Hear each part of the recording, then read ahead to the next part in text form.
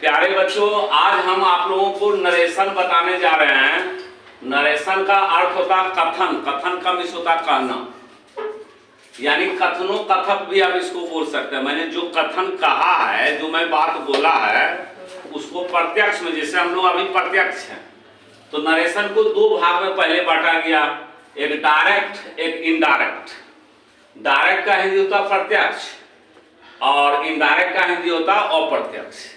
जैसे हम आपको पढ़ा रहे हैं प्रत्यक्ष, और यदि यही चीज को आपने घर ले जाकर के पढ़ा उसी बात को, तो हुआ अप्रत्यक्ष। तो डायरेक्ट को दो भाग में बांटा गया, नरेशन को दो भाग में बांटा गया, डायरेक्ट और इनडायरेक्ट। और डायरेक्ट को दो भागों में बांटा जाता है। रिपोर्टिंग वर्ब, जो ये इन्वर्टेड कोमा का चिन्ह है, रिपोर्टिंग वर्ब जो होता है इन्वर्टेड कोमा के बाहर रहता है, और रिपोर्टेड स्पीच जो होता है इन्वर्टेड कोमा के अंदर रहता है। ये हम आपको उदाहरण के द्वारा अभी तुरंत समझाएंगे कि ये कैसे बाहर और कैसे अंदर रहता है। अब नरेशन के 5 सेंटेंस होते हैं। पहला क्या है? Assertive, assertive sentence. दूसरा है इंटरोगेटिव सेंटेंस। अब तीसरा है इंपेरेटिव सेंटेंस। असर्टिव सेंटेंस जो है ये एक साधारण है, इसलिए इसका पहचान नहीं लिखा जाता है। अब इंट्रोगेटिव सेंटेंस क्या होता है? प्रश्नवाचक वाक्य। ये जब भी रहेगा प्रश्न में रहेगा, तो मत रहे प्रश्न में, आप देखिए कि प्रश्नवाचक चिन्ह अगर लगा हुआ अंत में, समझ जाइए इंट्रोगेटिव सेंटेंस।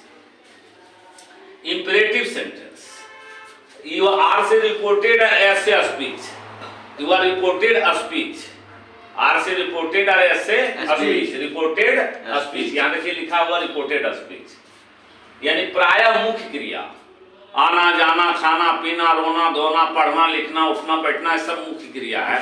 ये प्रायः मुख्य क्रिया से शुरू हो जाता है। रिपोर्टेड स्पीच प्रायः मुख्य क्रिया से शुरू रहेगा। आप समझ जाइए कि रिपोर्टेड स्पीच है। हाँ बच्चों, आप देखो ऑप्टेटिव सेंटेंस का पहचान, प से पहचान, गॉड या मे, गॉड में ईटीसी प्रायः या वाक्य में रहता है, आप समझ जाए ऑप्टेटिव सेंटेंस है। एक्सक्लामेटरी सेंटेंस का पहचान हो गया, वाक्य के अंत में एक्सक्लामेशन चिन्ह, यानी इसका हिंदी होता आदर सूचक चिन्ह, ये हमेशा लगा रहेगा।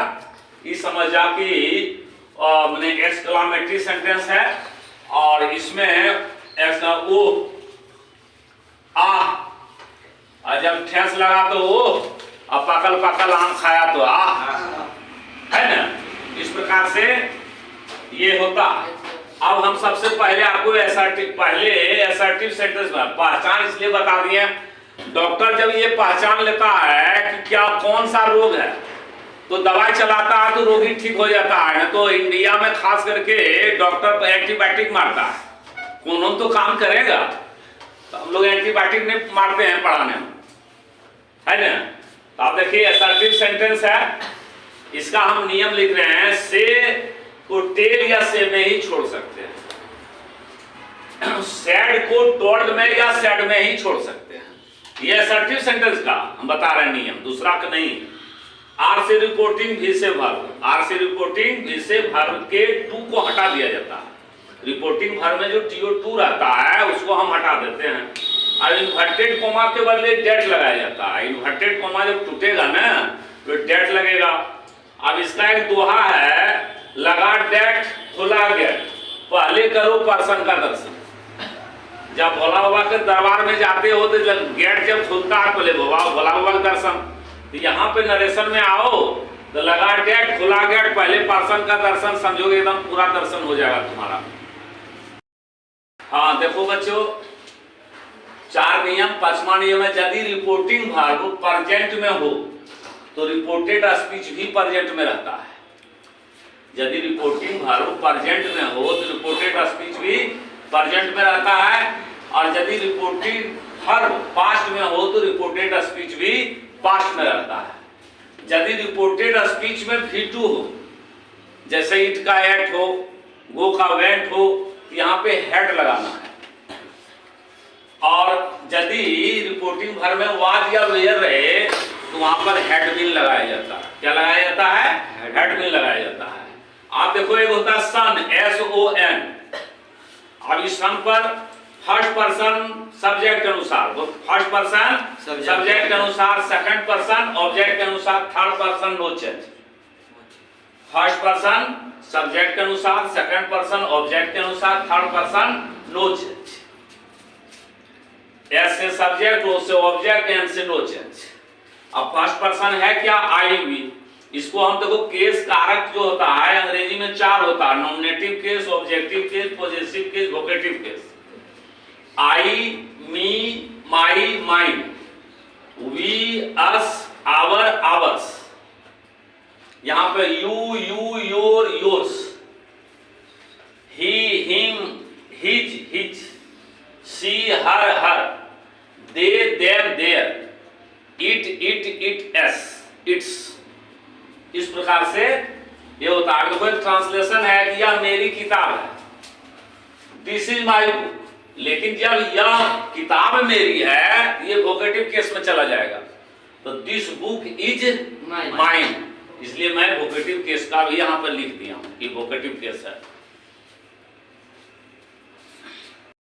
हाँ बच्चों देखो, प्रेजेंट में से या सेज होता है, आप पास्ट में सेड या टोल्ड कर सकते हैं उसको। तो अब ये पास्ट है, प्रेजेंट, पूरा नरेशन यही पर से और टोल्ड पर, सेड पर डिपेंड करता है।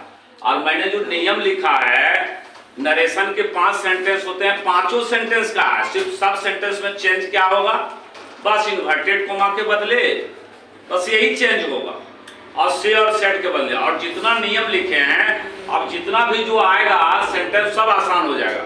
तो हम सबसे बोले पहले आप ही उतारोगे, सेज के बदले सेज रह दीजिए, चाहे टेल्स कर दीजिए।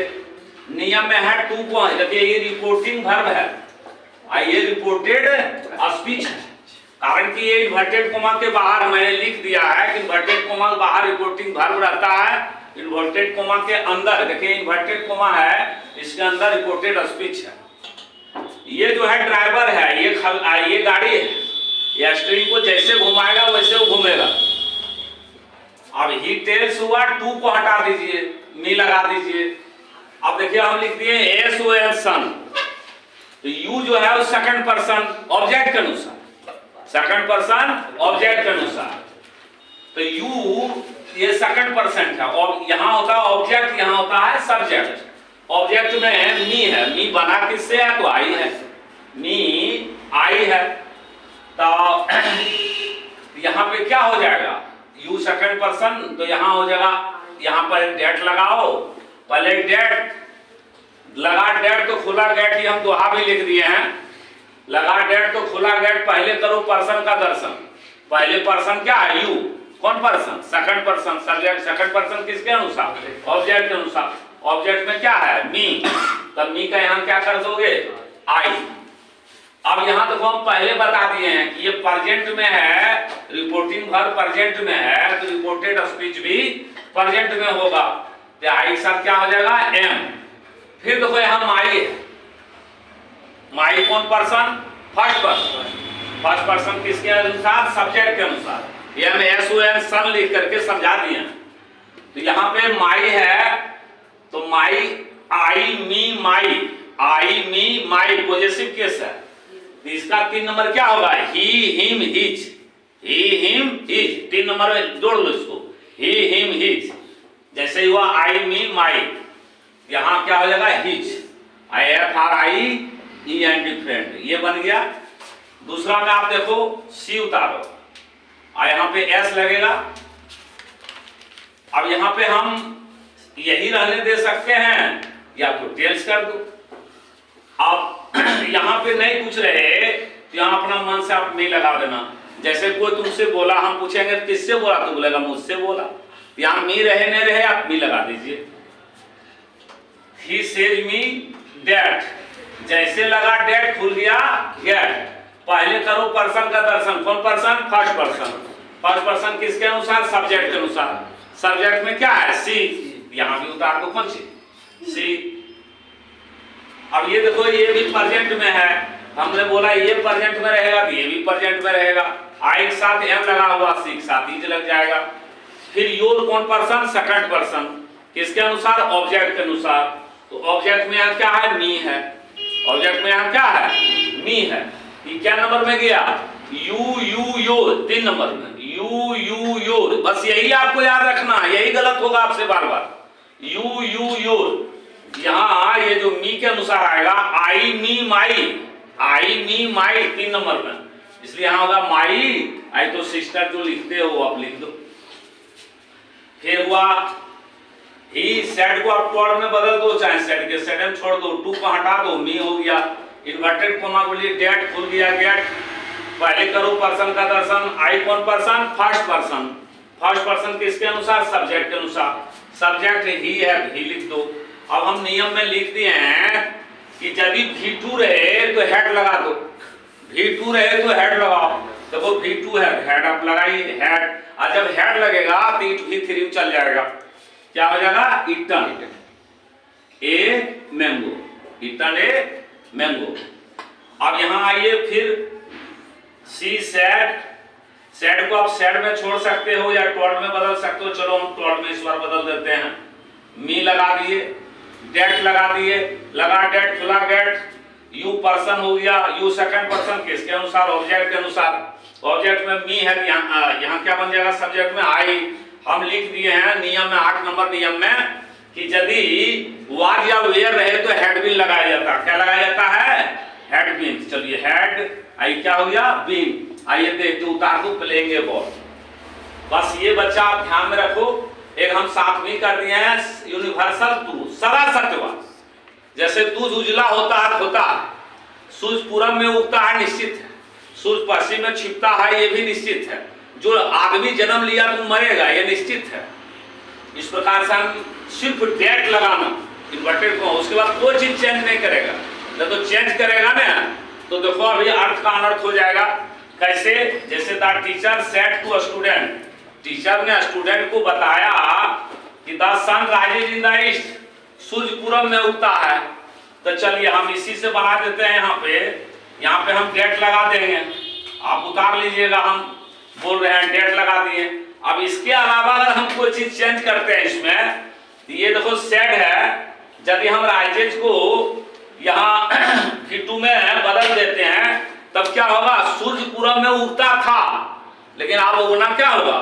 बंद हो जाएगा, कारण कि हम नरेशन सीखें। अब होगा मैन इज मॉर्टल।